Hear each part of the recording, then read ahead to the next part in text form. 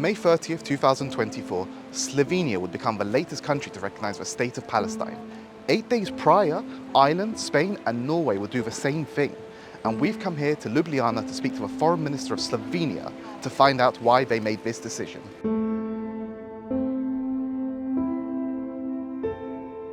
For Slovenia, it's very important, it's in our DNA, that every nation has a right to self-determination.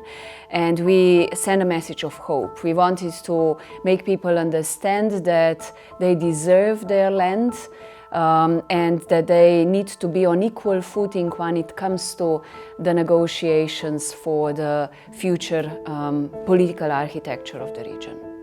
The latest Vox Populi that we did, so public support to the recognition of Palestinian statehood, was above 60%, so quite strong support. And I believe that was also the reason that, Slovenia also went through bloody wars, and there was a strong understanding and sentiment that Palestinians, it's not an issue from yesterday, but also for decades, they were suffering and fighting for their land. And we strongly believe that, maybe from the perspective of small nation, that we have to support the weak population, and that was also according to all the resolutions or whatever we were doing in the last years and decades through the United Nations. That's why we did this courageous and the only right step. I still am convinced today so.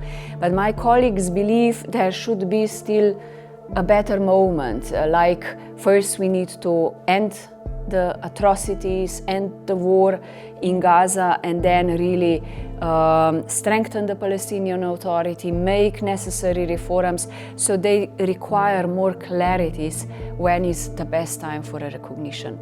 I think the best time was back in the past. It's never too late, so I do hope we are, as Slovenia, really trying to encourage our friends and partners to follow us. I can just say, you are not alone to Palestinians, because we have a strong support.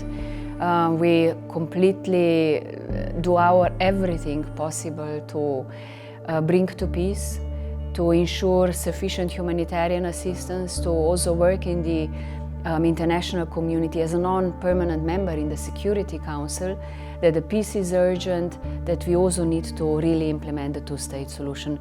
So Palestinians, you are not alone. Our hearts are with you, and I really wish that the suffering ends. This was the Global Shift Recognizing Palestine.